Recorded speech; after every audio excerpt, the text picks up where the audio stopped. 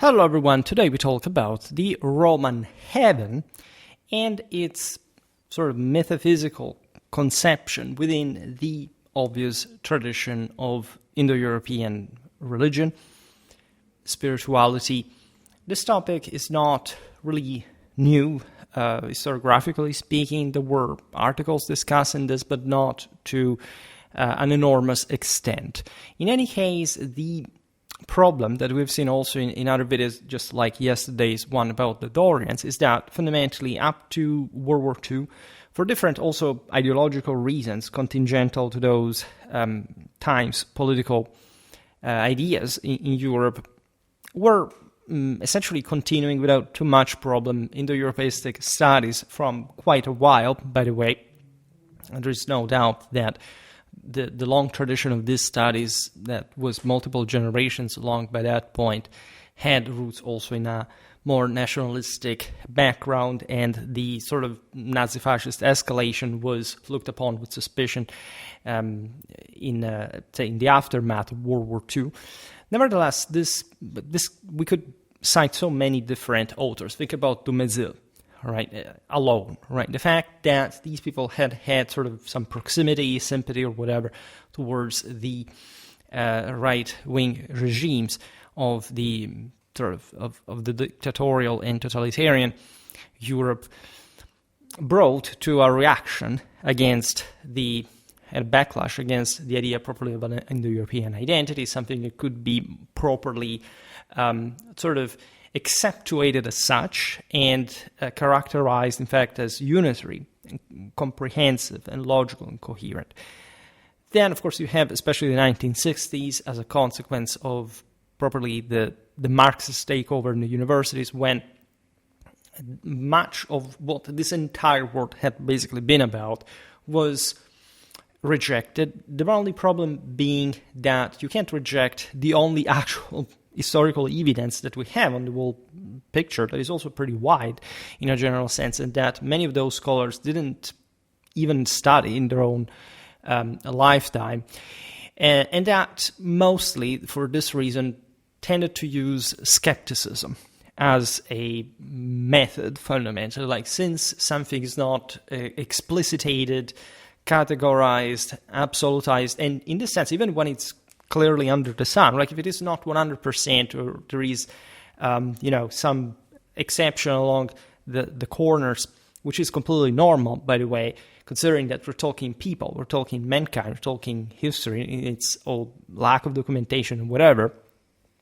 could not arrive to simply reject and deny this. And the fundamentally psycho-ops that followed at that point were mostly distracting from these topics, not teaching them much anymore out there, and or always shrouding them in an aura of some sort of, they are dangerous for whichever reason.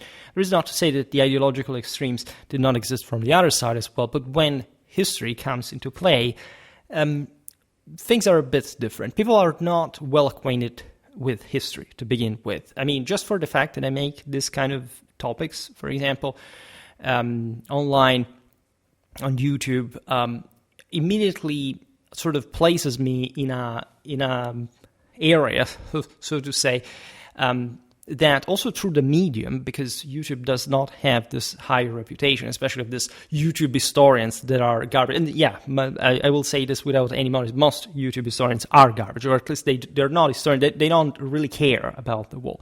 There are many ways to be a historian, depending on really what you stress or mean.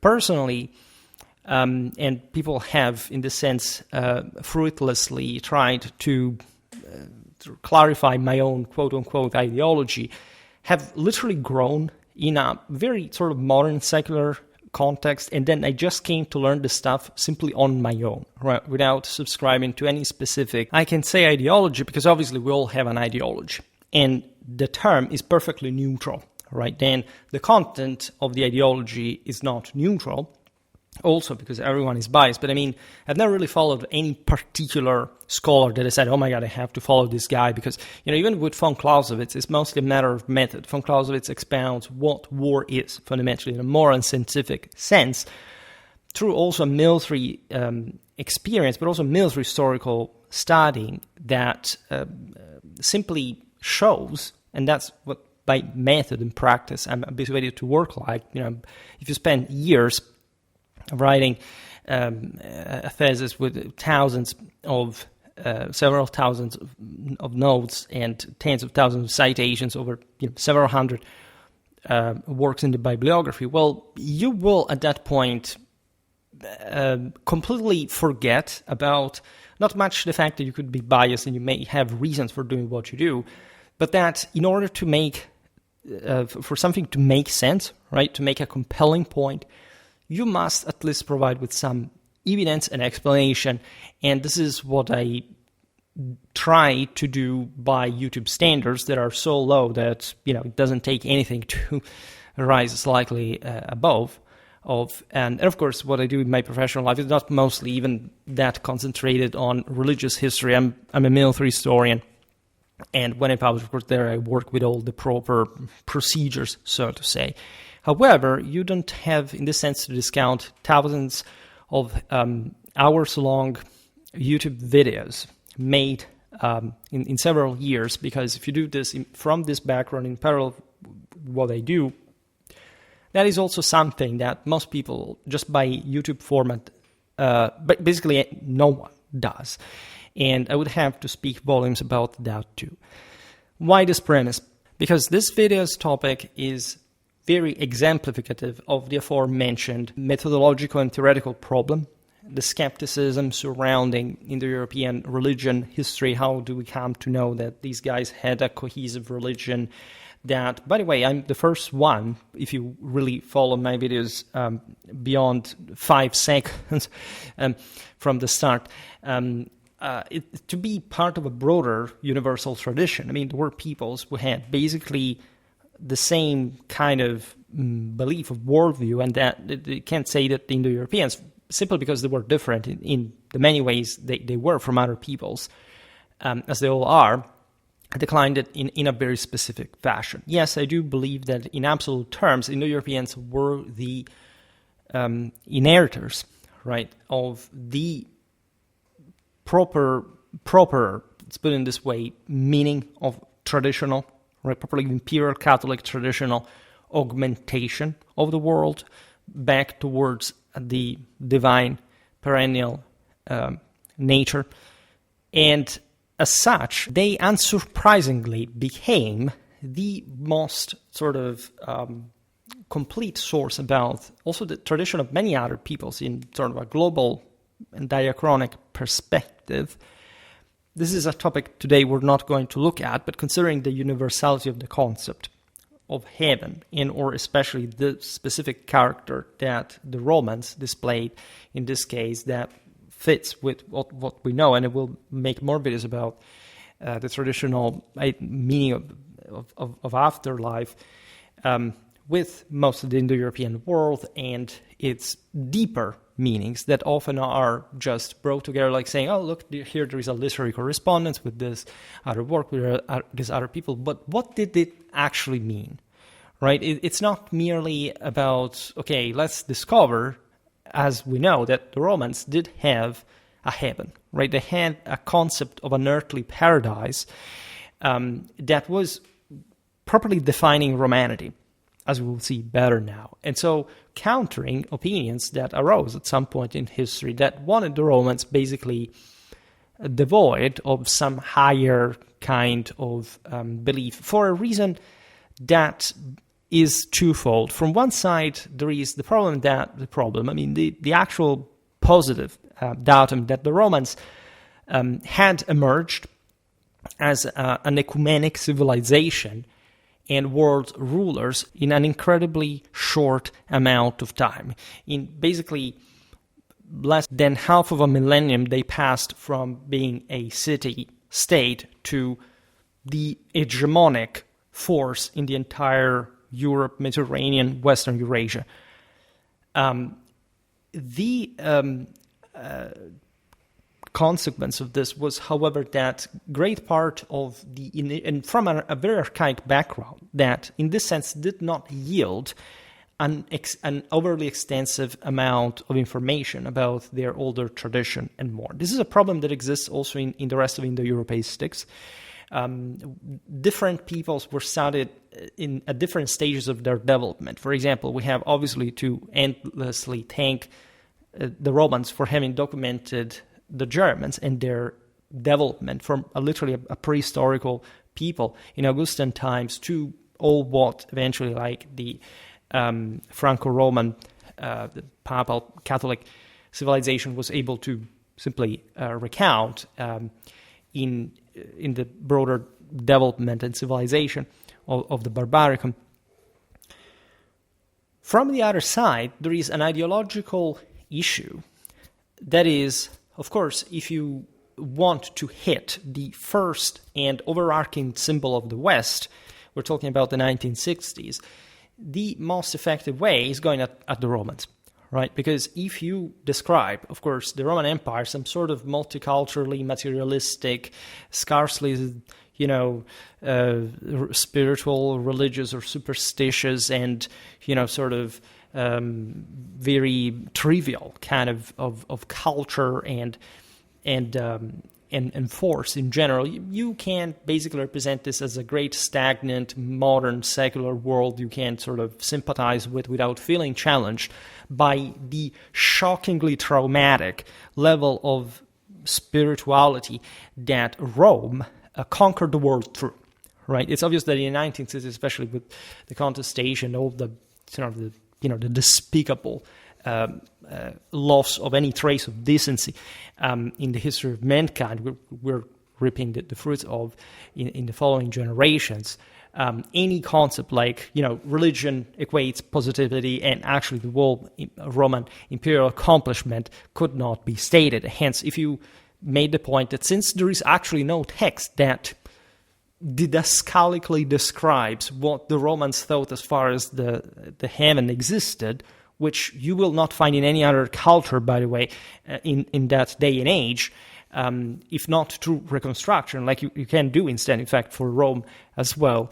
Everything sounds sort of more Marxistically reassuring, right, as a veritable entrance in the gates of hell. This video, God forbids, is not going to be on the moral, personal, and cultural subnormality. It is, if anything, the complete opposite, the greatest sublimation of honor, beauty. Beauty is a deep moral value, glory, divinity, virility, force, power, right? This is what our ancestors actually believed in, and we should all believe in constantly, to bring, in fact, humanity back to a veritable mankind capable at that point of touching heaven itself.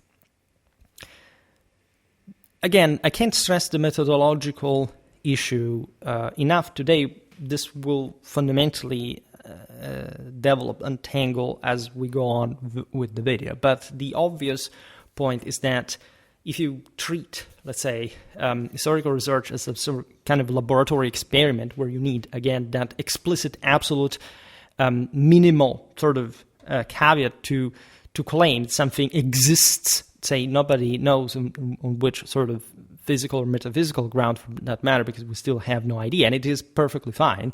I'd never go against science because it's perfectly aligned for that matter. But just in a broader sense, in a broader level, for example, a simple amount of cultural awareness and historical referencing, you need to develop really that. You can measure how much the Romans had not just a powerful eschatology of their own, but also a veritable sense of heaven, which is, and this perhaps this is what people will find more fascinating, that we've seen, however, in other videos about Indo-European theology, where we expound there, for example, how or why a proper methodology, and how, in that sense, diachronic and comparative studies do work, regardless of the absence of some explicit information about all the answers that we would like to find. If you think that history works like that, that's not history, right? History does not give you straightforward answers as you would think you would. You have to understand that as a consequence of reality on the basis of evidence, and through, at that point, also some level of good faith, without which anything can't be put together. The point I was making is that heaven, first of all, should be understood as the true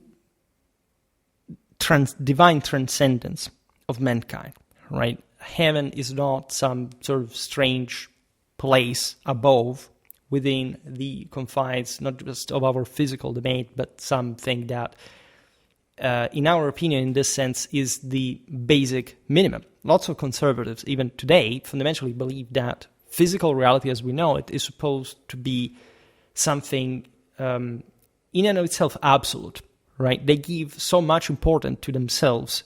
They do not see the product of the fall, the intrinsic limits of humanity as self-induced.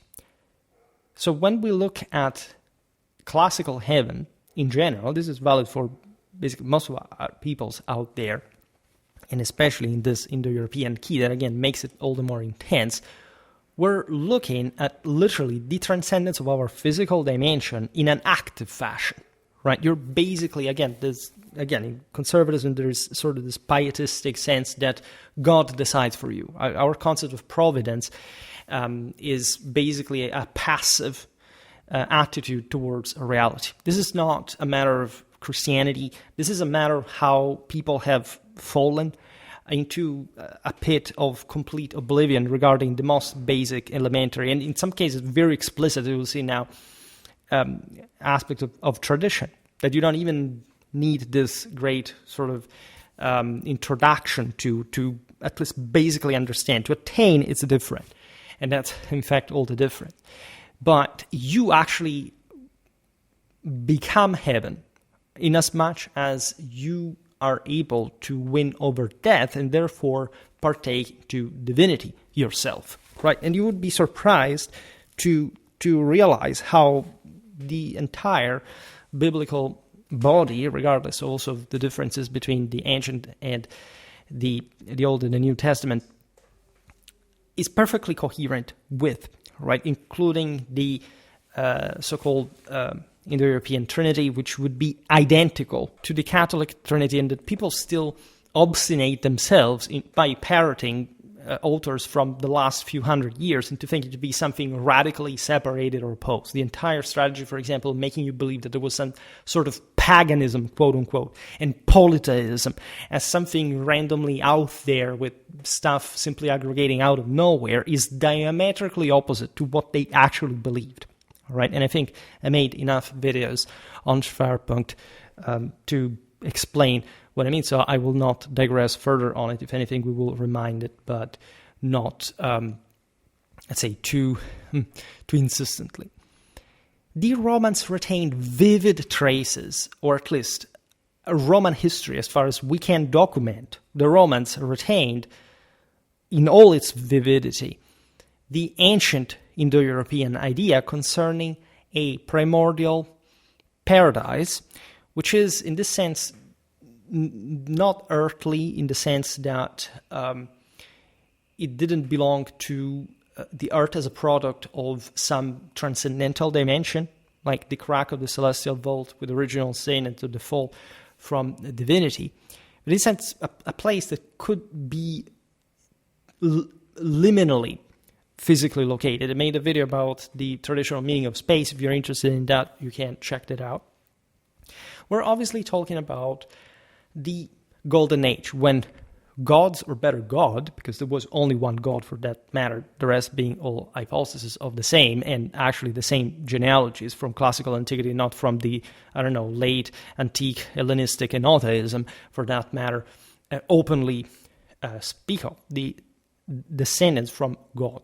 And in this sense, a diminution, a sort of degeneration from the Golden Age, which is all aligned with the theory of the subsequent eras in the history of mankind towards the age of the wolf and the end time.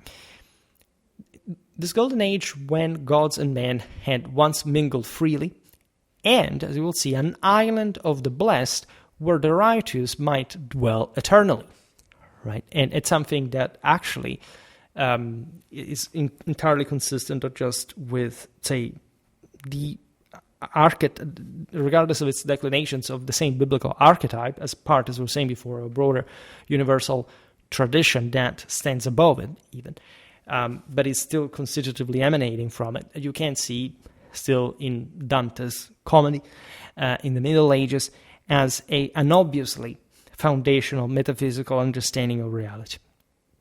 These notions survived among the Romans way more persistently than not just we realize, but probably than other peoples at the time. For example, the Hellenes. Just yesterday we were talking about this. This people was ahead in terms of several centuries, speaking of secularization and modernization, right? We well know how much, if you have studied any Hellenic philosophy, how the sort of initial principles of the Dorian migration had been diluted by the time that we basically celebrate in that sort of more modern secular fashion ourselves, trying to align it with our own degenerate world, the characters of. Right. The Romans, and there is no anthropological doubt about this, were a much more primally traditional people, were much more warlike, were much more tribal, up to a few centuries before they took over the same Hellenistic world, and their spiritual tradition had been maintained much less constrained, and in this sense much more immediately tangible, so to say, for them in their political and religious life, as you know, were the same, than what the constraints of the later sort of Hellenic philosophy and intellectual activities had basically looked at. It's a completely normal process. We went under this. It's not like the Greeks were not traditional by our own modern standards, also even just the medieval ones to some extent. So we have to be able to look at things in perspective, right? Nobody had actually discarded these beliefs. And in fact, even for the Greeks, we know very well that at the end of the day, the entire foundation of Hellenic philosophy was a direct continuation of that sort of theological awareness, which, in fact, if you study these sources as a whole and you are sort of philologically interested in the picture, also, of course, in a historical religious sense, you know, we're basically claiming in the same way the Romans did, perhaps less intensely in that regard, but don't even be too sure. The point is that the Romans were much less of a literate people. They were actually very early, very precociously literate, and you know that it's basically from Roman Italy that Europe, Hellas aside, gets educated, gets literate, and in a pretty early stage, after all, in civilizational development. The Romans cared about these means, were advanced enough, regardless of their primitivity, even before taking off as an empire. But in fact, they succeeded in the latter because they did not put that more contemplative dimension at the center of the matter. Right? Contemplation is important as far as action in the European tradition, but again, the fact that we resonate more with the more modern secular Hellenic thought is mostly because we resonate with that later phase in their history, rather than these peoples at the time also having any particular even sort of appreciation towards this change, right? Especially the elites, the aristocracy, the nobility, people that traditionally did not really write that much. They were actually very cultured. They knew a lot of history, a lot of mythology, and more. They were practical about some of the most, in fact, also technical affairs for that matter, not just in warfare, but in engineering and so on. I mean, think about the Romans. But in this sense, there was an original spring and a veritable doctrinal body that they gave so much for granted they didn't even need to specifically express it. This lived into their rights, right? Just like for example, the Greeks eventually ended up, turning rights to some extent, at least, into theatrical representations. For the Romans, if you study their entire history, also late antiquity, the entire deal is the Imperium, is Victoria, is in this sense the necessity of a universal empire, of the understanding, like the perception, the awareness of the divinity of rule of the Imperium would be basically just the Holy Ghost, the necessity of connecting in a unitary fashion as a oikumene with God, and so on, right? And this is so macroscopically self-evident, even just in iconography of the display of power. There is no need to stress it. When you start even study sort of the lower estates' relation with religion, their deities, their representation, that for them it was that important as well. The Romans alluded to these conceptions, but again, they did not need, because there is no people that really did it at the time. There is a culture of the book that Romans had, so to say. Books were actually, they were born in the early empire and mostly within a Christian context for different reasons. If you studied codicology, you're aware of that. We'll not digress in that, but in general, like the idea that, for example, for a 3rd century BC Roman, like being literate was still basically being a matter of for women or non-men in general, and so we're talking humans. And that the radical difference between patricians and plebeians was incredibly pronounced.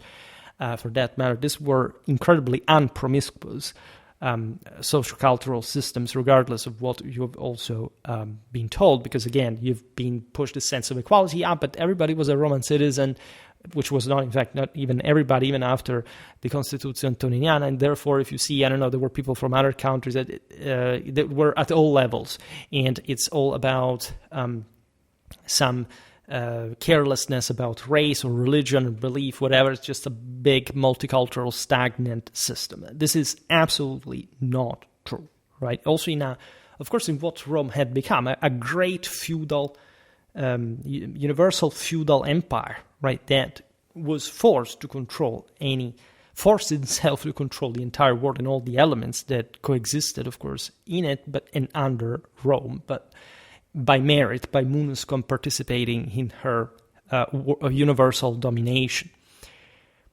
So, too much method, perhaps. There are some indicators, however, to make the long story short here, that can be profitably observed. They do not really make a bold argument about this whole conception. It depends, however, on which aspect you're looking at. Today we'll talk a lot about Virgil's work, for example. So even if, for example, in this work it was, as you know, Virgil is the peak of Latin poetry. The guy literally working for Augustus, like you can see that anything said en passant, for example, is an explicit matter of imperial, in that sense, propaganda, which is also a neutral term regardless of how people use it today. Well, you missed the entire memo of the story. People at the time did not stop, at a table and say, okay, now we have to explain people living 2,000 years from now our own spiritual belief in their own terms, right? There is a passage, for example, at the end of the Aeneid that speaks of the defeat of Turnus, right? And he literally says about his own chariot that he did not see her. Uses this personal pronoun without being there an apparent her as the characters. It was obviously talking about Victoria. That's the moment in which he was crushed and destroyed. And so you understand that Virgil, composing that, was speaking to people who had, perfectly clear, without any need of further explanation, aside from the fact that there are many references in the entire Latin literature, we don't have even to collect those now. That was the most obvious reality. What is, after all, the entire Roman iconography? Think about Antoninian Rome, the peak of Rome. How do Marcus Aurelius and Antoninus Pius represent themselves? Angels, chariots, victory, crowning, there is the very Trinitarian concept of Indo-European iconography that existed from hundreds and hundreds of years across all, all peoples, for that matter. So, if we don't, you see, if you have to explain something like Roman heaven without taking account this aspect, it's useless even to speak to anyone who rejects it, because at that point, that they simply have no clue about what the whole thing is about.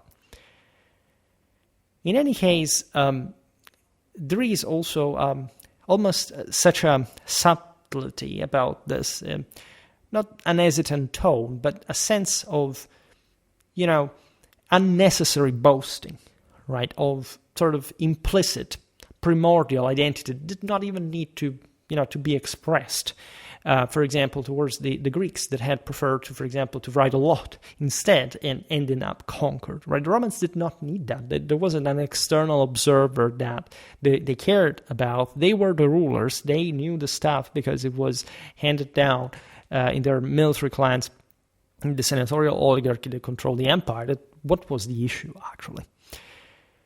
Besides, again, the way people approached the past today was not even what the Hellenic philosophers did. I mean, think about Ptolemy, that literally created an entire. He literally calculated the coordinates of all the main cities in the Mediterranean, and he wouldn't even draw a map of that. They didn't care about that. Nobody would have used it in that way. They were the itinerary at the time, anyway. It was just a sort of theoretical divertissement, and much of what, in fact, we inherit, posturally speaking, from the Greeks intellectually, is this kind of disconnect from the actual way spirituality was felt at the time. In fact, they themselves would have considered such an exercise so secondary, was not even worth being further explored. There is a big deal, of course, of Hellenic mythology to draw from as well. The Romans may have felt that the resonance of those motives within the same Roman pantheon mythology was sort of adequately describing the broader matrix from which these beliefs came from. Yet just yesterday in the video about the Dorians, we know that the Urnfield culture migrations were most consistent, in fact, in Italy and Hellas, and that therefore, by the time, say, Delphi was established, Alba Longa was also there. We're talking about the same origin of this Central European migration. So at a time in which technically even the respective Proto-Indo-European languages had not even, especially like the Greek one, as we've seen yesterday, more than the others, but because they came to settle in areas that were more developed, but say the other ones from Central Europe, also not quite. And so everything seemed much more in common, and universally so. We are the moderns obsessed with categorism.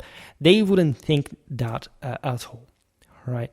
And so when you look especially at the very sort of knowledgeable Roman elite, say, of the early empire, you realize that much of their poetry and literature, of course, derived from the broader grandeur of Alexandrian legacy of the Hellenistic world, its literature, and so on. It's kind of obvious. Obviously, the Romans had much about their original Italic lore, still dominating over it, but again, not expressed in the same way.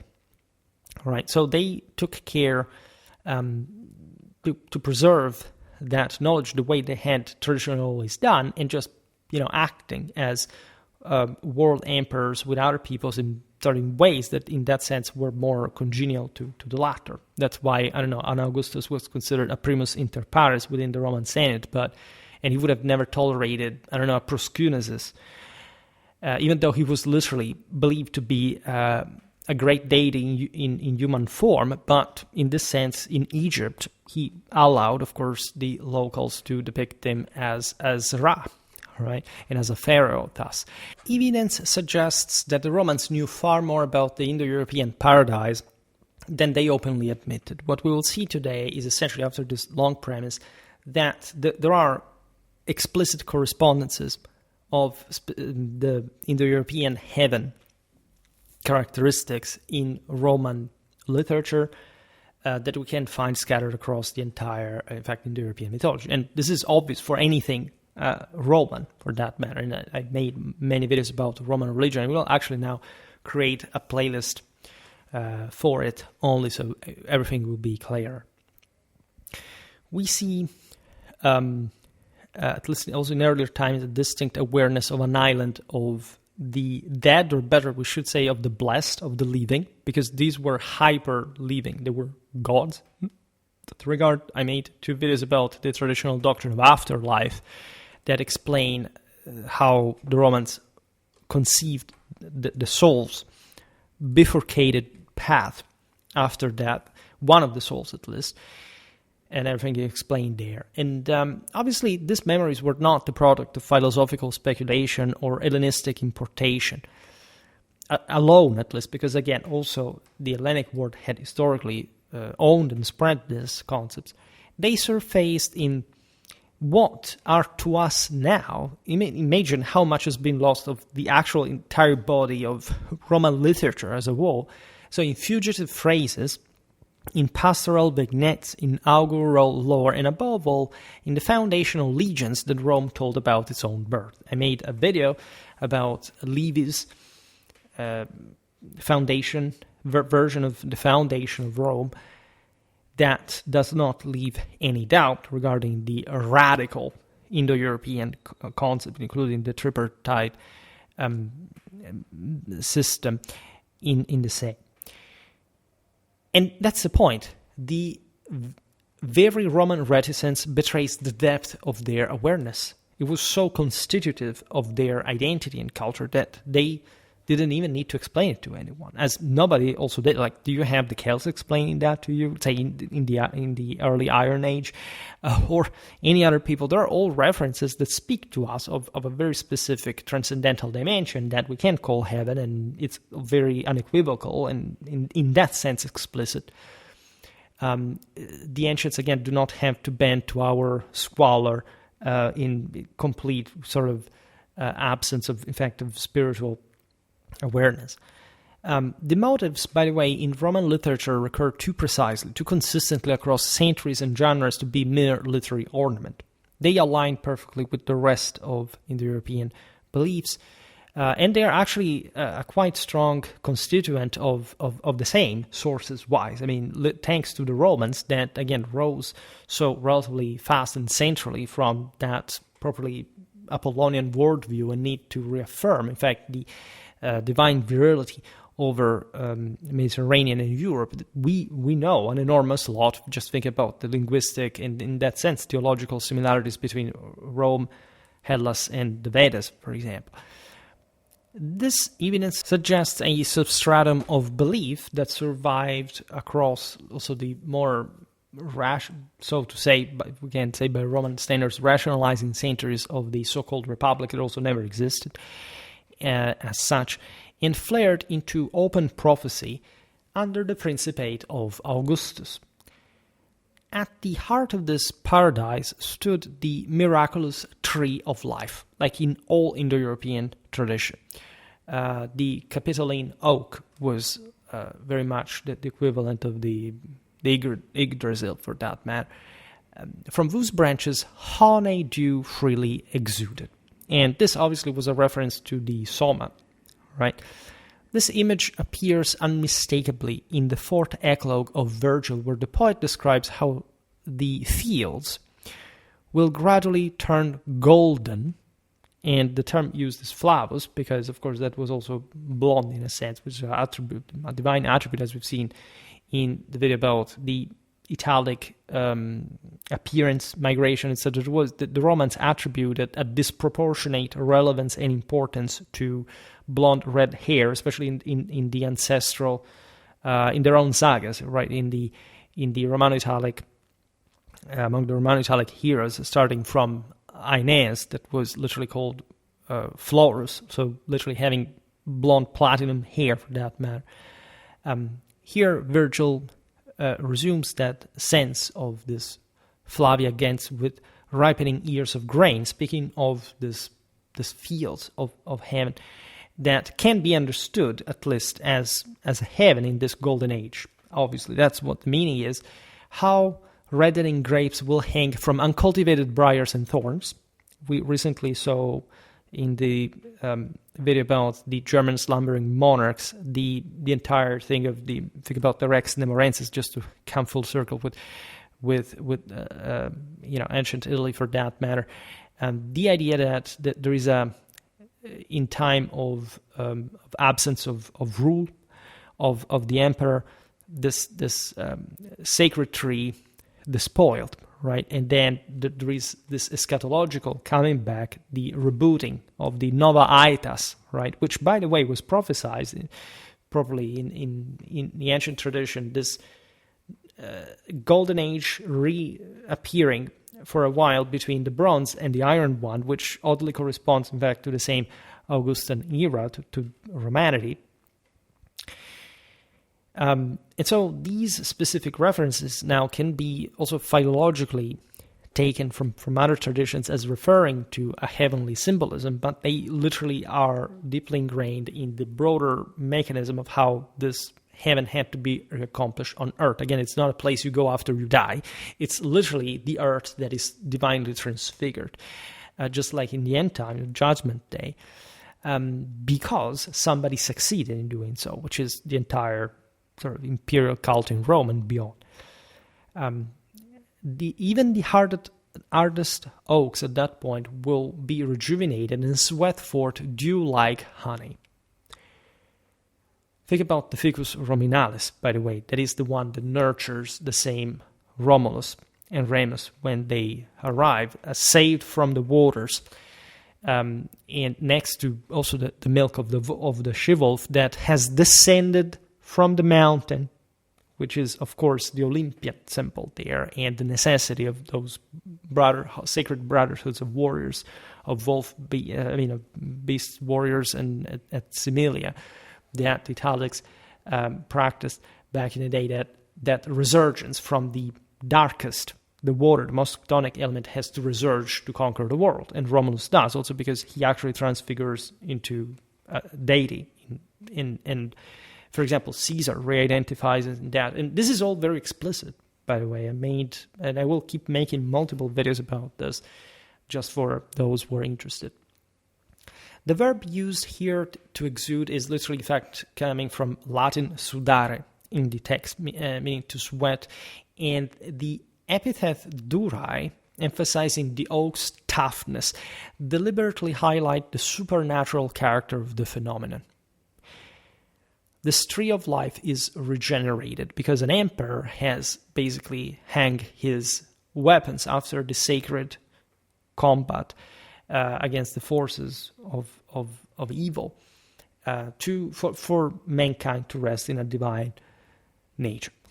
The honey does not, for example, fall from the sky, as, for example, in the more modern and secular Aristotelian theory that was also known to Virgil, composing these passages, and that elsewhere, for example, in the Georgics, depicts Jupiter ending the Golden Age by shaking honey from the leaves. And so specifically referring naturally to a hyper height in that sense, just Jupiter pluvius, literally connected with the rain and so on. But in this sense, always exuding from the sacred tree of the universe. This, in fact, honey wells up from the trees themselves. It's the sacred nectar that we have also discussed in the recent video about the aquae, the sacred negation. It's the nectar in that sense is not a super sweet thing. It's actually something that can burn you alive if you're not divine yourself. And so at that point, it's not much the honey to be sacred. That was always the case in the perennial dimension. It's mankind being transfigured at that point in this heavenly space in order to be able to enjoy that, right, from God himself. This precise motive finds exact parallels across Indo-European traditions. In Norse mythology, the world ash Yggdrasil drips honey dew down to the earth. In Finnish folk poetry, the honey oak Vesithammi bears honey sap on its branches, mead beneath its bark, and healing water from wounds. In Indian lore, the jambu-tree yields a golden juice that flows like melted butter, identified with the sacred soma of the Vedas. As you understand, it's also very easy to philologically find these connections. There's also in how everything can be expounded, even just by a single passage, for example. The use of the plural oaks here is fascinating because it speaks of a veritable forest. It is obvious, like in the myth of the Rex Nemorensis, very well studied by Fraser, and in this sense very much present through anthropological studies, as anthropological studies demonstrated pretty much across the entire world. There is probably this especially the queen of the forest, that the Rex possessing her and the secret of life, in fact, itself owns, right? It's the same like God and the tree of knowledge, right, in Eden, in the Garden of Eden. And so there is something luxuriously vast and secret and impenetrable, at least from a non-divine dimension, about this, right? Sacred groves, as you know, were preeminent among other peoples. Think about the Celts, right? This was present everywhere. The Romans had the lucoi, sacred woods. This was present everywhere because it was believed that these were also initiatic areas, places where you could hide, just like in the myth of the Rex Nemorensis, coming outside of the system from which you were expelled because you were an odd element, couldn't be sort of normalized.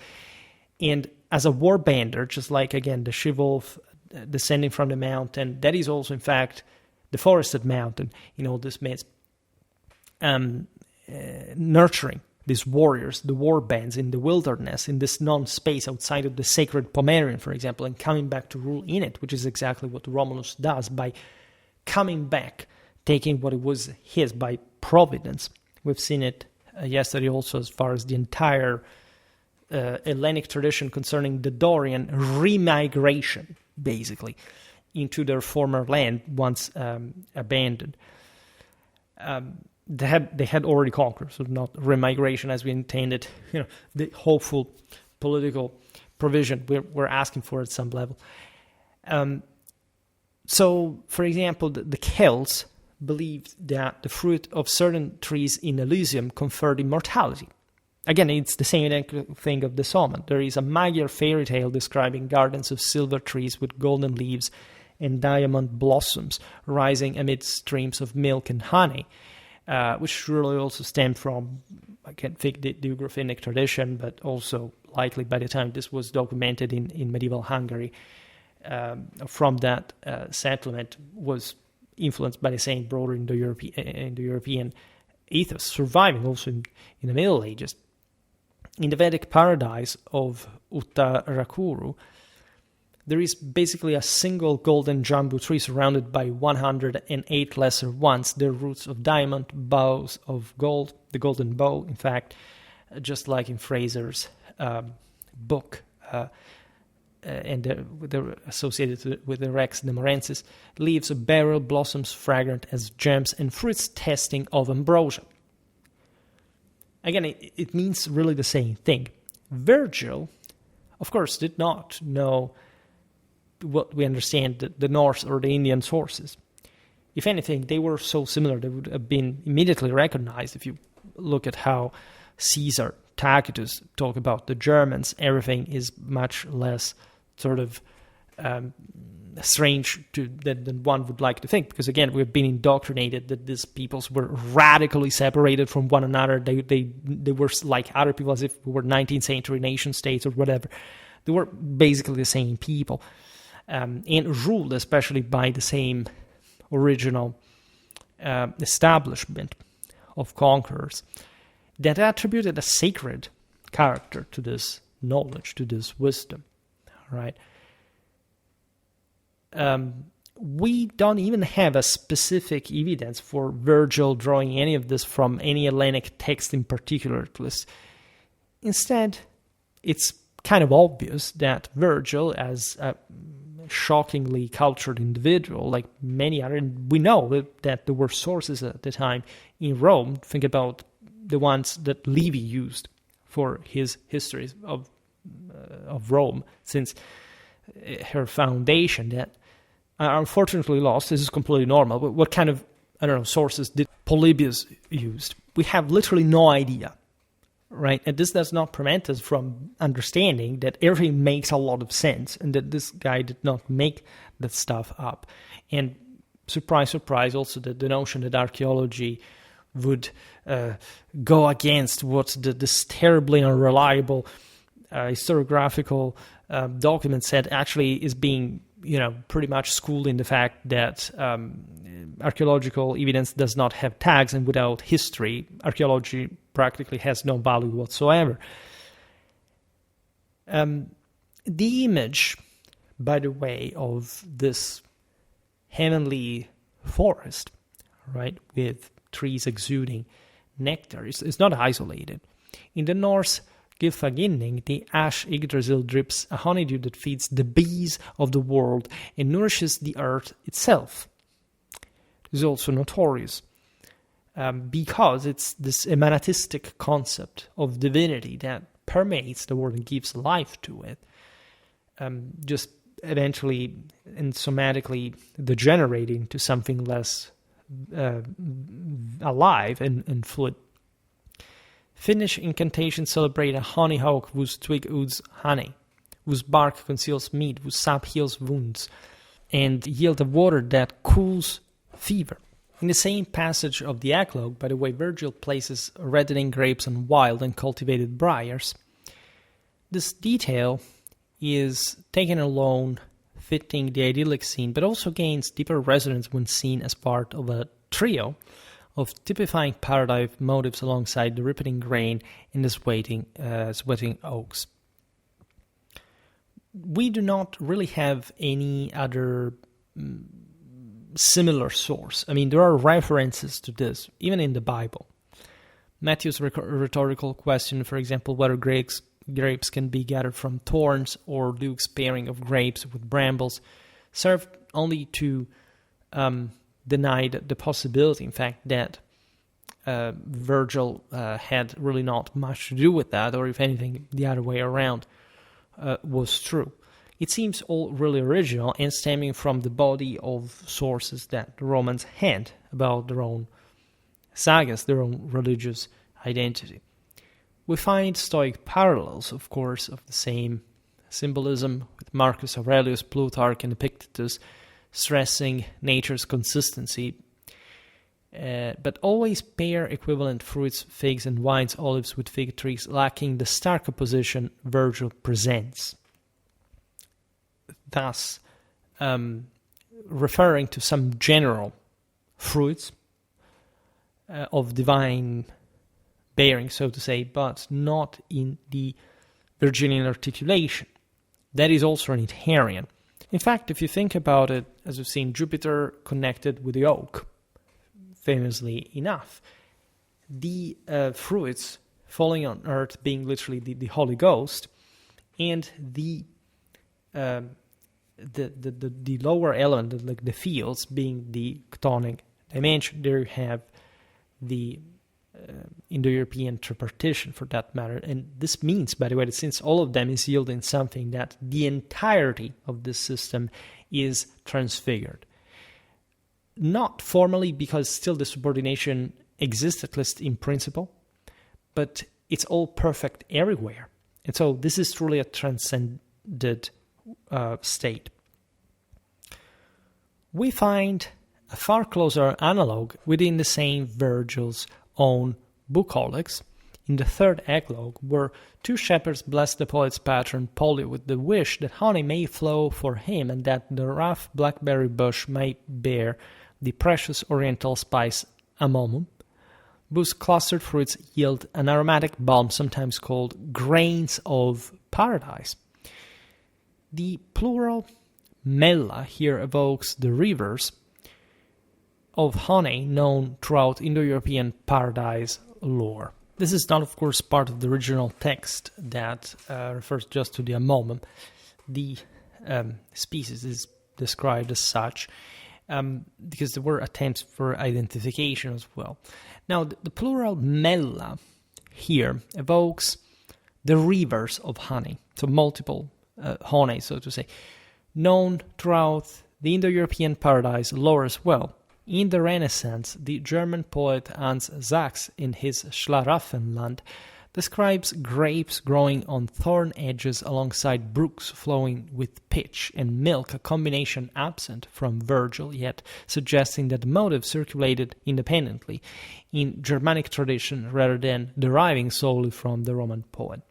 Naturally, this is debatable to the extent that not just, of course, Virgil was very famous in medieval Germany, to say the least, and that, of course, there could be at the same time parallelisms, again, surviving in different European countries, but as part of a broader tradition. So if the things intertwine at some point, it's, we wouldn't be surprised either.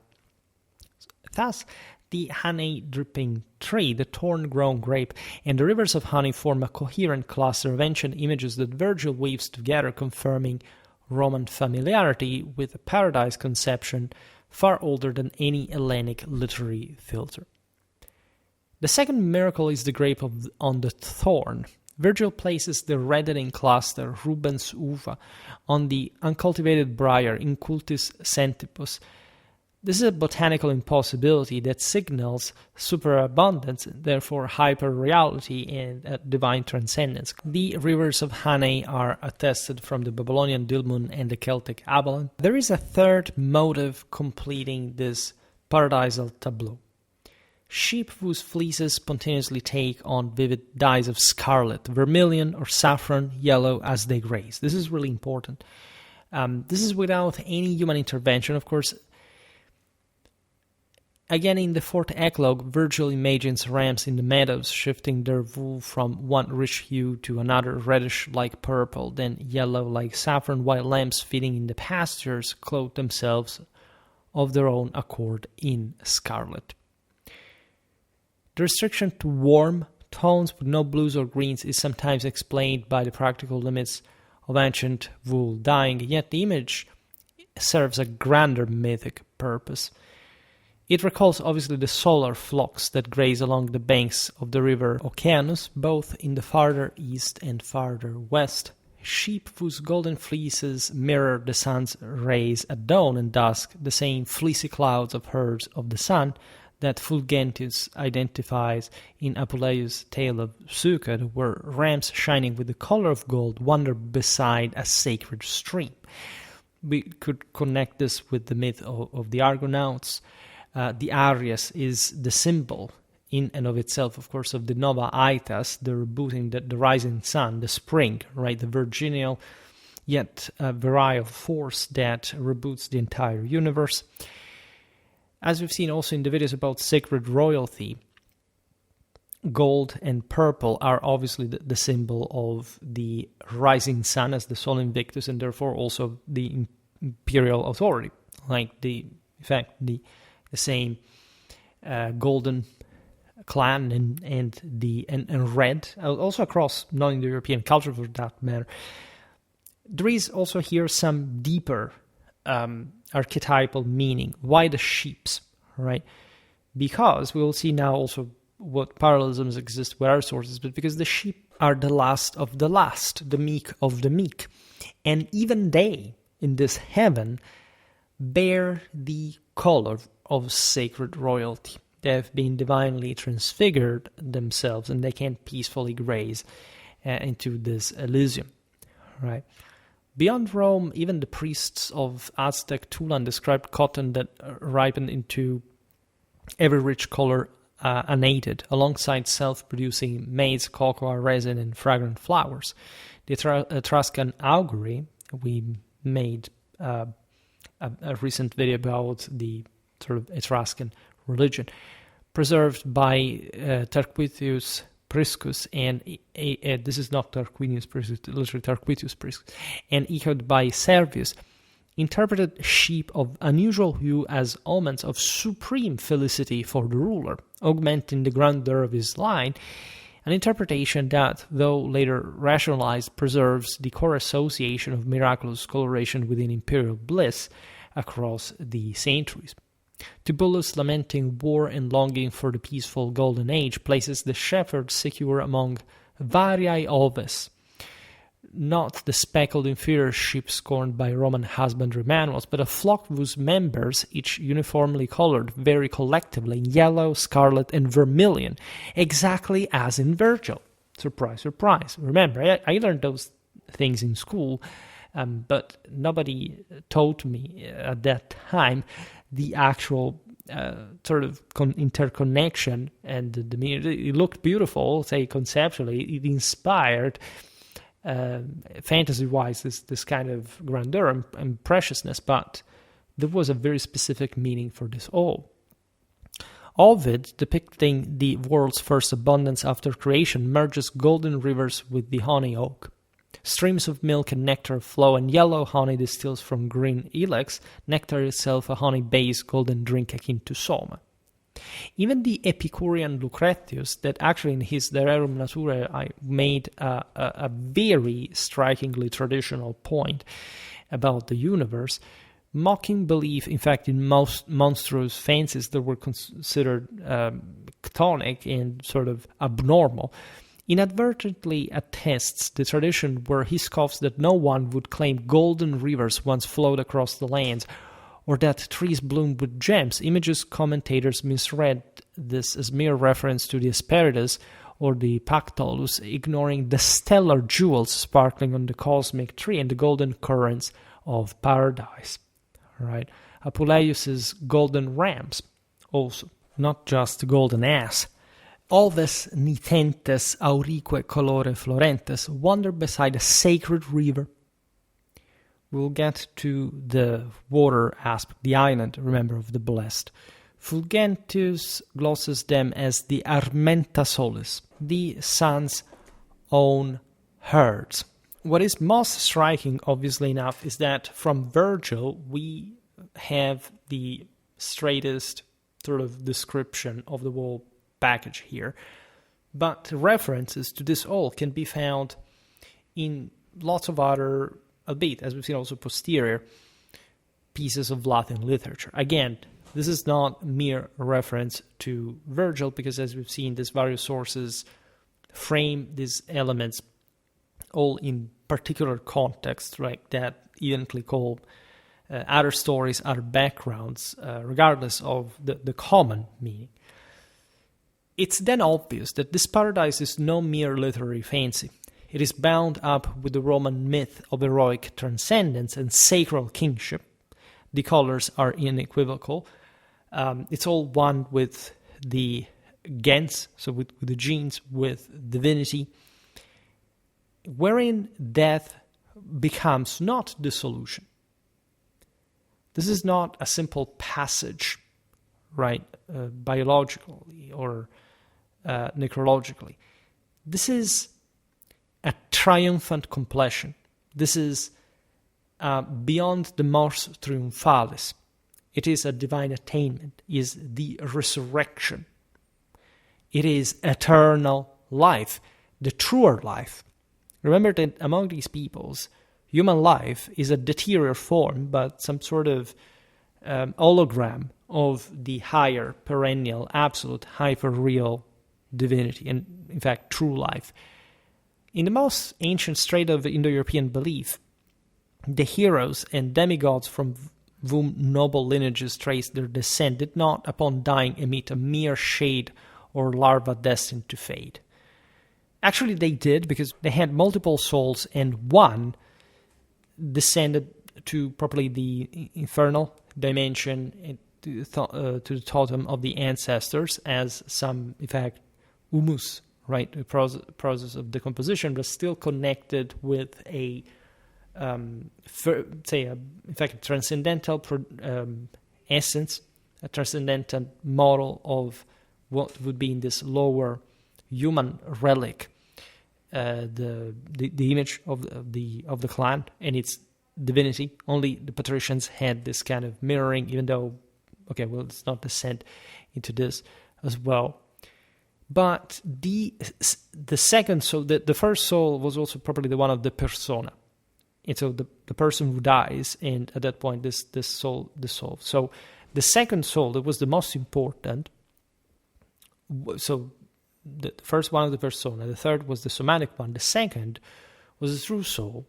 And far from being mortal, as for example, I don't know, even Plato believes, etc. And there is this, as you know, there are many works about the immortality of the soul. This was not the original idea.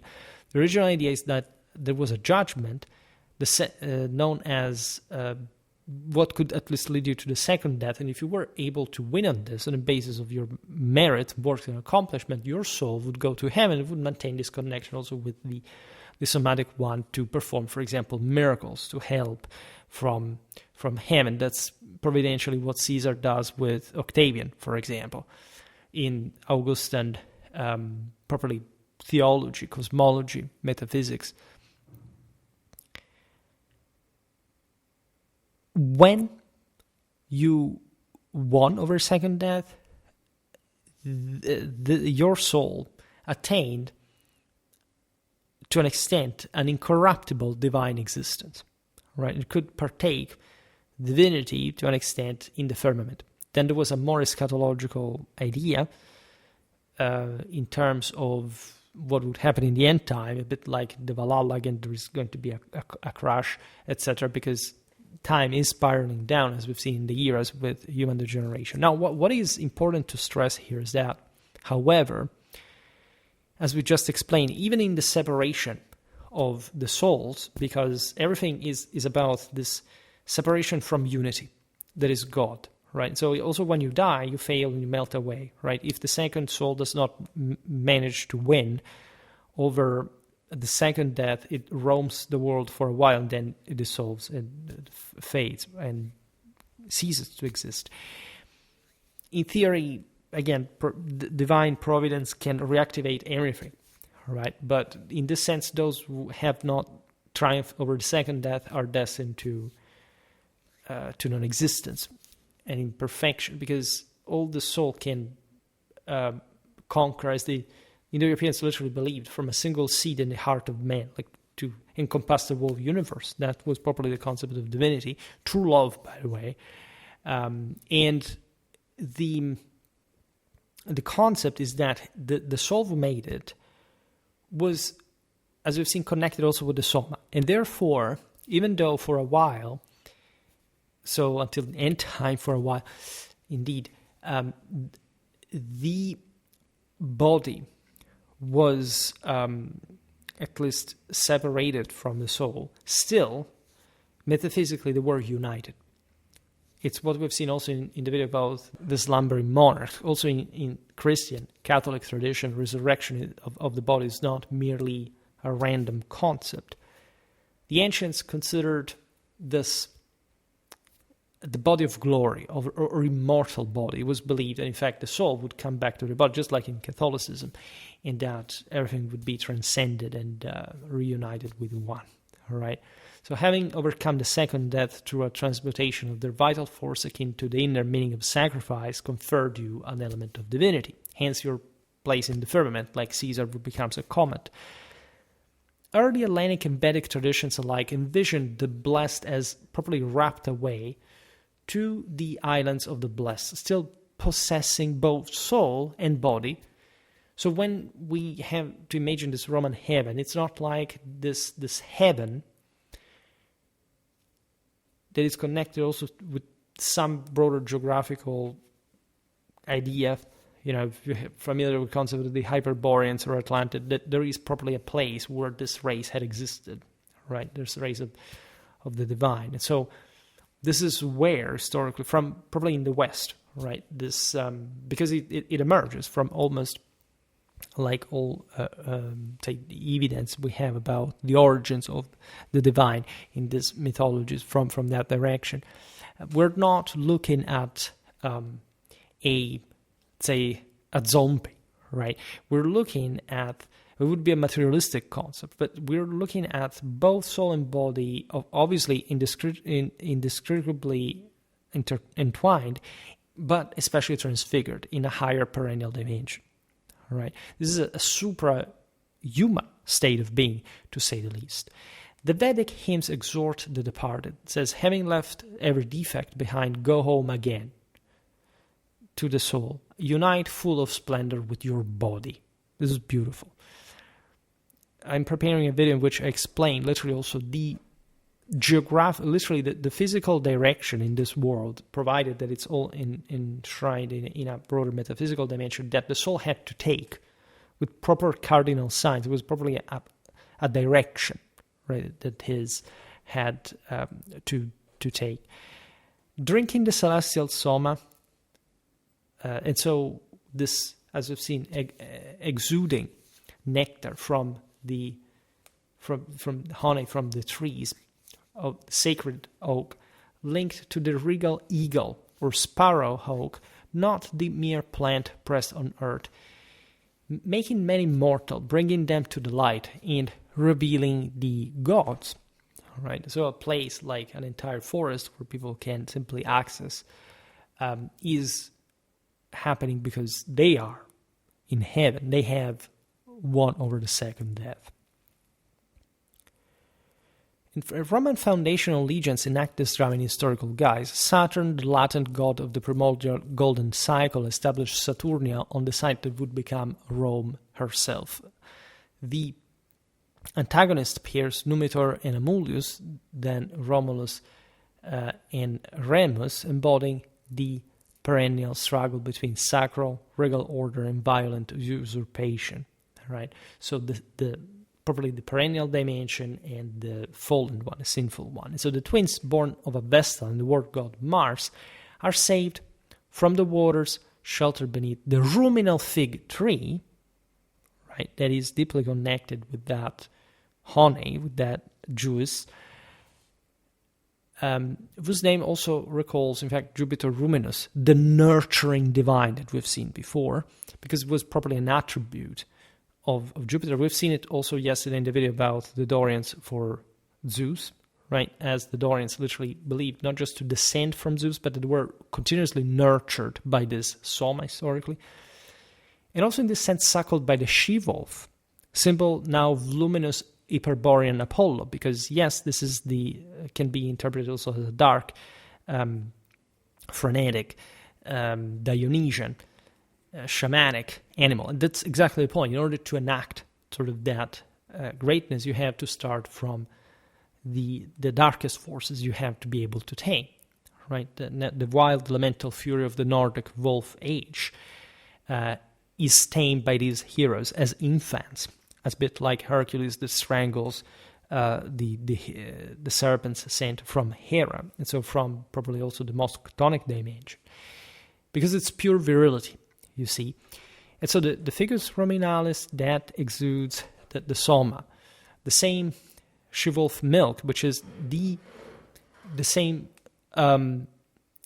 fury transmitted by Mars. Mars in the Roman pantheon is substantially different. It's more of a numinous force, as of course in archaic Rome, as we were saying before, compared to the more anthropologized, not just anthropomorphized Ares, that is merely a warrior that gets always defeated by Athena. Now, Mars is probably what you need to be injected as a venom, as the same soma, as we explained in the videos about the sacred denial. You have to essentially suicide yourself in order to attain divinity, because if you do not do so, you cannot understand that you're mortal only to the degree by which you fear death. And if you don't, if you are able to drink the soma, you're not going to be burned by that. All right. From the Palatine, which is the same site, by the way, of the sacred oak that existed, in fact, in front of the temple of Jupiter Optimus Maximus, and it is a heaven in a certain sense. It's this height, this Olympian world. Romulus beholds the 12 vultures that confer sovereign right over Remus on the Aventine. A solar number, obviously echoed in the lictors, rods the Ankylia pledged to imperial safekeeping, the altars of Janus. What is important here is that the myth of the golden bow applies as far as the sort of stealing of Saturn's order is concerned. That is in fact connected with Janus, because the Saturnia Tellus would stand under Janiculus. We will talk about Janus because, as you know, that is a bit, possibly even the most important divinity, like the precondition of the entire metaphysical reality of Rome. It's incredibly eloquent in this regard that he who has to reacquire control on the, let's say, on the sacred citadel, where also as we've seen, this soma emanates from in a broader sense, is the world's golden age accomplisher, nurtured by the same Ficus Ruminalis. It's all one, as we've seen, with Jupiter, Mars, and Quirinus, which are truly, like they are the first triad, the archaic triad that truly represents the Indo-European tripartition and the whole concept of Trinity as Father, Holy Ghost, and Son. Literally, that's the point. Quirinus is the archetypal Roman hero par excellence, is Romulus at the same time, and it comes from Coviri, and in any case, Romulus is the same name of Rome, so it has all a deep symbology that you're probably aware of. Mars, and so the soma that he emanates, this furor, what the Romans would actually call later the Germanic one, furor, which in Latin archaically would be the virtus itself, right? Mars was the vehicle of this, and so was the Holy Ghost itself, coming from Jupiter, who was the father. Hence, Ficus Ruminalis and she-wolf's milk. As it's obviously relevant, by the way, that Romulus would be the restorer of the order, the one that was haunted to be killed. It's the same also story of Christ, archetypally speaking. So never be surprised by this. So as you understand, all these literary fragments that we put together, these symbols, these meanings, are not merely ornamental or coincidental. They are the visible outcrops of a fully fledged eschatology that the Romans, as you understand, simply lived, were even open about, but they simply didn't need to represent in ways that were not contemplated by the literary purposes of the era. Roman nobles traced their lines to heroes who at death, as we've seen, did not dissolve into the shades, but as patricians were translated bodily to the blessed isles. Virgil's Elysium has its own sun and stars, perpetual spring, mossy beds beside crystal streams. The Roman twist is naturally the apotheosis. This is what Romulus achieved, founding Rome in all her majesty. The emperor's genius is divine. His soul released at the funerary pyre during the decursio, when the Roman knights, by cavalcading around in circle, throw their own military decorations into the pyre, because auspicia sunt patrum, and in this sense no victory, as also Augustus explains in his Res Gestae, occurred without the auspices of the great medium, of the imperator. He received, in fact, the sacrum imperium from God. And the eagle ascends from the same pyre. That's the Holy Ghost within the emperor, the numen, manifesting on earth. Jupiter's bird, legionary standard, omen of victory and predestined rule, a truly providential symbol. The Hellenic Elysium, that is a parallel, derived perhaps from a root meaning stirred of joy or incorruptible, first appearing in Homer as a plain where life is easiest, free of snow, storm, or rain, cooled by the west wind sent by Oceanus. Once again, the west wind of the divine race. It's a bit like the Dunedain in Lord of the Rings. From the direction of Avalon, we'll talk more about the sea, because, as you know, there is as we were saying before, the entire Hyperborean and Atlantic tradition connected with it. Hesiod places sorrowless heroes on islands along deep swirling ocean where the grain-giving earth bears honey-sweet fruit thrice yearly under Cronos' rule, as we've seen. Pindar grants the thrice purified. The Trinity appears once again. It's like Trismegistus, thrice saint. A tearless life amid golden flowers blazing from trees and waters garlanded according to Rhadamanthus beside the throne of Zeus himself. Virgil's Aeneid divides the underworld. This is also fascinating because, as we explained before, when we look at literally the concept of heaven and hell, this, of course, was a thing probably. Also, I don't know if you know the Germanic sort of cosmology. There are probably these levels, right? And there is a hyper world and a nether world. And it's important for Virgil to describe both probably the nether worlds as such, because the second soul descends to hell in any case, where it is judged in that sense, because it has to restart literally from the lowest in order to achieve heaven. Hence, the virtue also of works of the deed is fully within the Catholic tradition in the wake of the classical one as well. There are two paths in the underworld of the Aeneid. The right one leads through perpetual spring and shady groves lit by their own sun and stars to Elysium. The left descends to accursed Tartarus instead. As we've seen, Plutarch goes as far as properly identifying a place in the world. So this is very important about classical tradition. There is no separation, all right? There is no hypostatic division between the two dimensions. They're not to be understood in a merely spatial way. What is on earth can literally be transfigured as such. And so there belongs to a completely different nature, and also the traditional meaning of space comes less in the infinity of God. But it's not really a place you have to search for, if not within yourself, in your capacity to achieve heaven. That's why, for example, the same Saturn that, as we've seen, had established the golden citadel in where Rome laid, right, and making Latium de Saturna Tellus, is called in Roman religion the latens deus of the golden cycle, because he literally not just planted Saturnia on the future side of Rome, but in this sense endowed Rome with the capacity to transcend the entire world. The fact that he's latens as a god means that he is absconditus, in this sense a bit like the sleeping sovereign of the aforementioned lore, just sleeps to be reawakened at some point. He's the symbol of, in that sense, royalty par excellence, right? Hence, also the with Numitor and Amulius, then Romulus and Remus, the primal duel of order versus usurpation, right? Usurpation corresponding to original sin, and therefore this fallen reality must be restored. The lupa nurses, the fig shades, the vulture's auger, the eagle later bears Caesar's soul heavenward.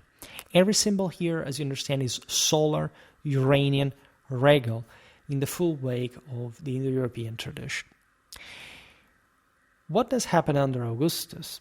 Well, the Golden Age seems to dawn anew. This is the entire point of Virgil's work, that in his fourth Eclogue proclaims the last age of Cumaean prophecy fulfilled. The great order of the centuries is born afresh. The Virgin and Saturn return. Aries is also the symbol of that, and as we've seen, even probably the sheep, the mutton is golden. All right, a new progeny descends from high heaven, probably the Flavia against the iron race ends, the golden rises throughout the world, and Apollo reigns. The child whose birth Lucina aids will live the life of gods. Sea heroes mingle with divinities, meaning that these people who had made it into heaven were all one with God, and be seen by them in turn.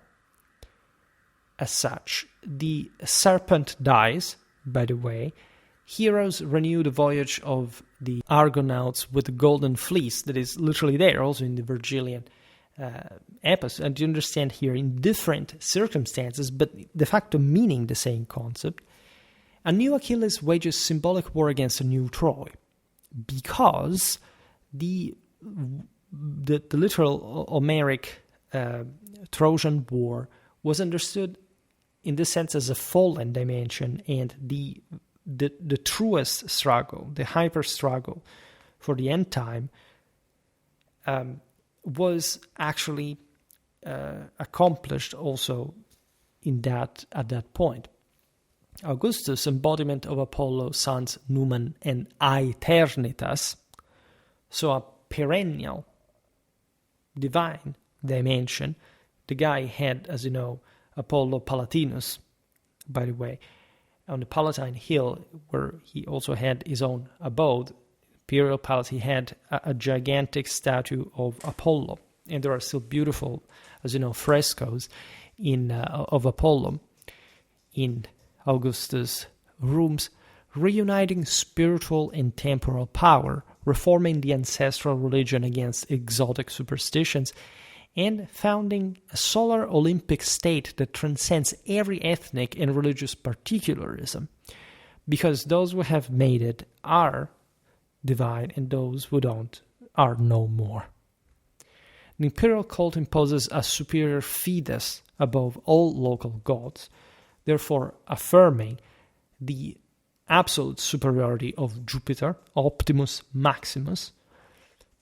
Those cognomina are not really random, accommodated thus in a kind of religious feudalism, while the mystic Victoria receives the Senate's oaths.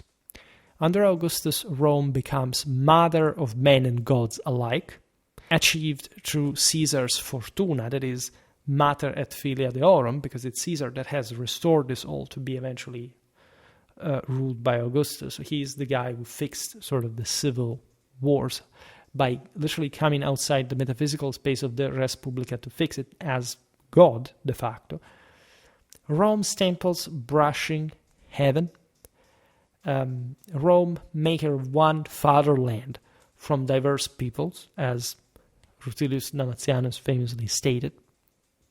The profound Augustan peace reaches the bounds of the known world at this point, the Pax Romana, as though the primordial tradition were reborn in heroic form and the Hyperborean Apollo's eternal spring restored. Famously enough, Apollo is also represented at some point as the Good Shepherd, literally the same iconography taken by Christianity. That's the golden fleece, right? That's what the meaning of the also the later order, right? The Middle Ages. It literally stems, by the way, from this same identical tradition.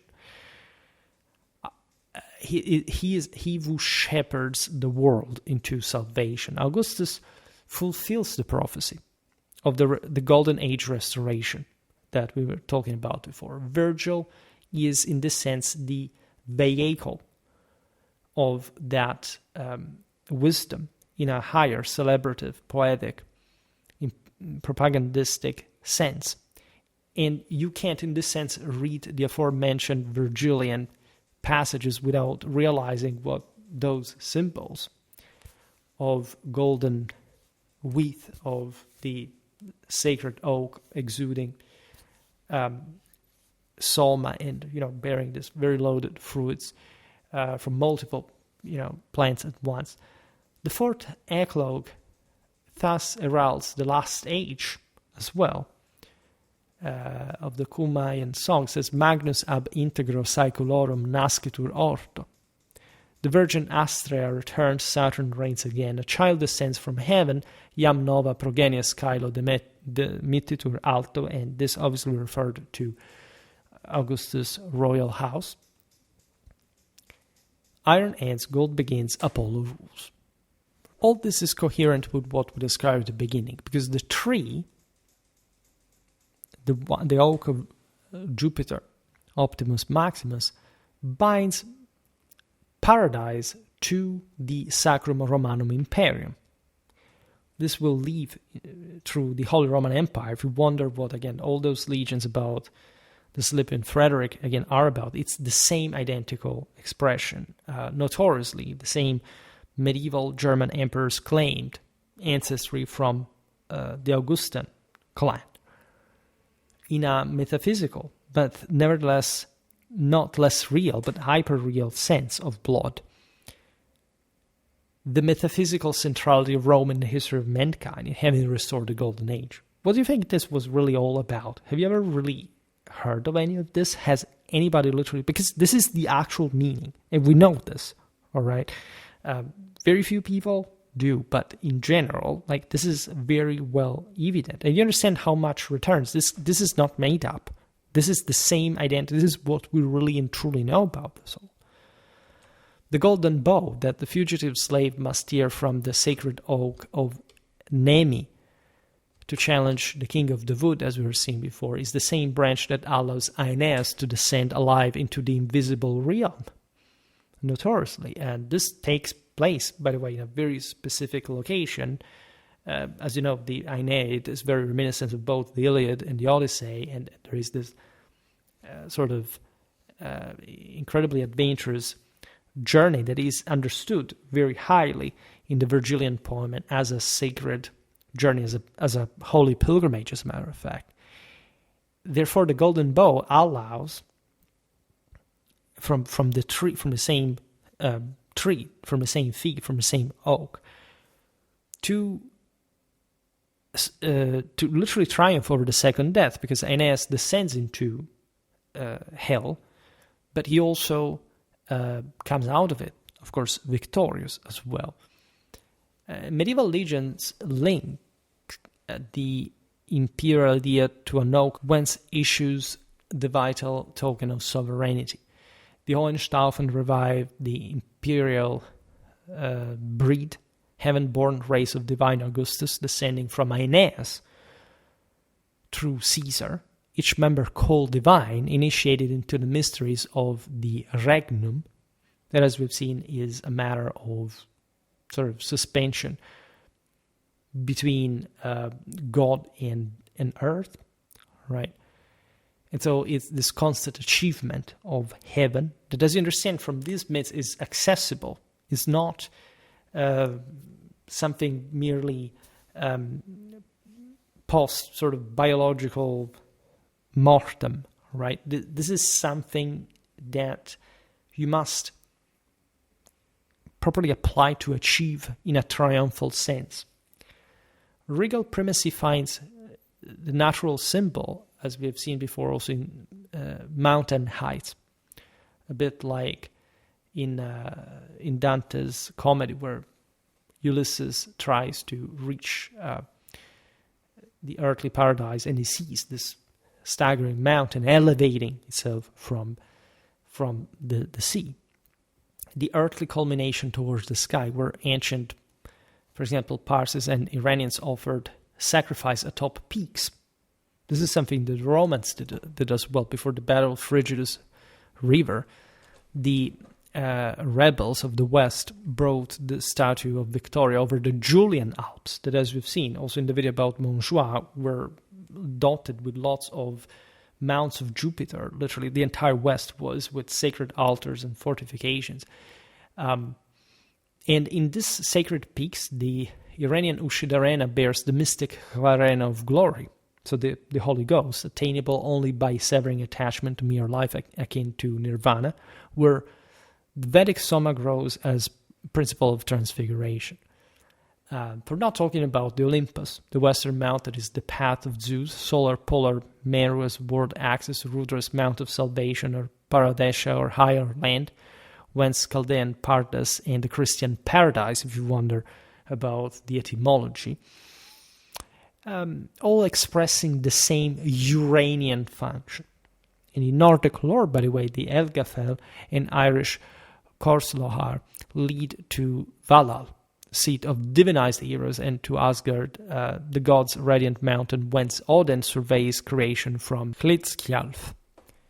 The complementary island, the Hellenic Leuke, which is probably the island of the light, just like Avalon, the Hindu White Isle of the North under fiery Narayana, extreme Orient, realm of transcendent Chenjian, reachable only by the flight of spirit, by the way, likewise equates with true kingship in the hexagrams of Fohi, thereby underscoring the universal meaning of this place and how it could be achieved. Why wouldn't the Romans have had this when this is so clear in all these traditions and universal? You understand, these people believed all the same identical thing. As you understand, from mere philology to metaphysics, we acknowledge an incredibly prorompant heavenly symbolism, right? The angel that brings to heaven, again, the basis of Antoninus Pius' column, does not need any presentation. The decursio and its symbolism neither, right? Cremation, the celestial direction, as we've seen, stemming from Urnfield culture, traditionally also connected with probably the fullest Italic migration and affirmation in Latium with Alba Longa and the rise of Rome. It's all incredibly self-evident. I mean, Alba Longa literally meaning high and white, right? What do we need more to understand? Roman history, more than any theory, this is what I would like really to stress, sculpts this myth of heaven in the very substance of her history. Every phase in the Roman sagas marks a victory of the heroic Indo-European spirit, shining most brightly in the supreme tensions of war, even amid later exogenous corruptions and plebeian ferment. The authority of elders derived from their proximity to the divine force already in life, partaking that sublime perennial condition, that would but fully liberate in triumphant, immortalizing passage the dies natalis, which is in fact also in Catholicism the day of death of the mors triumphalis of the martyr, that is he who witnesses God, whereby kings, lawgivers, and conquerors appeared after death as heroes, demigods, gods, or avatars of gods. Watch my videos about the Numina, and you'll understand a bit what the Romans believed this was all about. Roman history is the myth made flesh. The resurrection of the flesh, right? The transfiguration of humanity. These are concepts that Catholicism fully inherits from the most sublime of the Roman beliefs. Every conquest a victory of the heroic Indo-European spirit, every triumph a step toward the golden restoration. Elders command because death will liberate the divine spark within them. The senatores, from senex, which means in this sense old but wise, right? The emperor's dies natalis in his true birthday is etched into eternity. This was something believed also by Frederick II of Hohenstaufen, the last emperor to use the term sol invictus to officially represent himself. Thus, the paradise that scholars denied lived in the very marrow of Roman identity, half hidden, yet exactly for this reason indelible. You don't need to parade that. It's inherent, like a numen. It's a supernatural force that only the elect can partake. The Principate fully proclaimed its return in the light of a new golden dawn, beautifully described by Virgil, that resonates in his work with all the Indo-European traditional concept of heaven in classical tradition and beyond. So more than this, what do we really have to say, right?